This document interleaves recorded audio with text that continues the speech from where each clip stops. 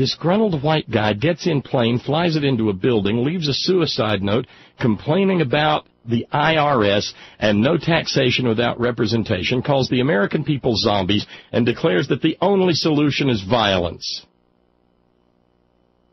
I'm just asking.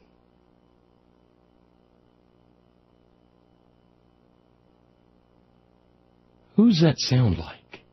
See him talking, I spent my retirement down to zero, and I've been broken on the rack of the government. Jesus, why couldn't this guy just get drunk and sit at the end of the bar and mind his own business? How does a guy who's been broken on the rack, the financial rack of the IRS, who's thrown everything I have into this, fighting for my freedom, how's that guy still own an airplane?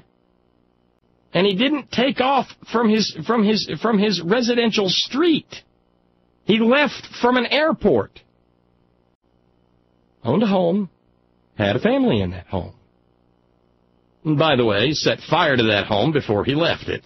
And nobody stopped him as he got in his aircraft, in the hangar space for which he had to pay more money, taxied it out onto the runway. Oh, this is the best. Oh, you're cleared for takeoff. Took off and flew it into the building that houses the IRS office in Austin, Texas, where you go to try to do a workout before they indict your ass. You know, for a crime. Apparently, this patriot was an unregistered voter. Wasn't registered in any of the contiguous counties surrounding the Austin area, including the area in which his residence was listed.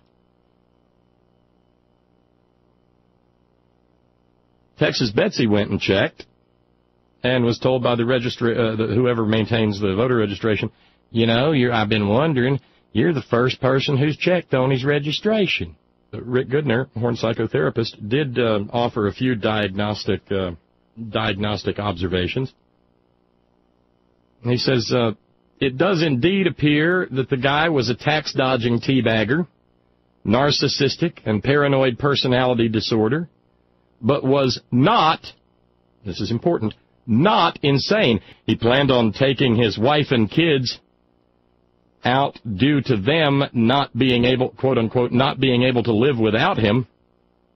But as Rick notes, the truth is they would live very well without him, and he didn't want them happy.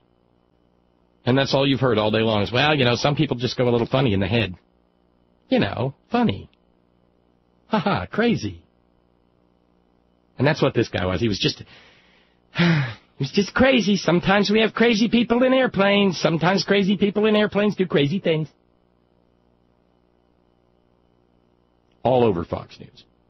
And by the way, when they could tear themselves away long enough to take a break, Fox News ran ads for the Teabagger Tour.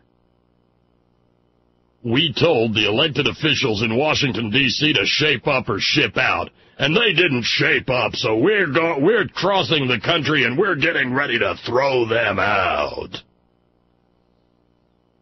I wish I was lying. Thanks, Fox, for not making things any better.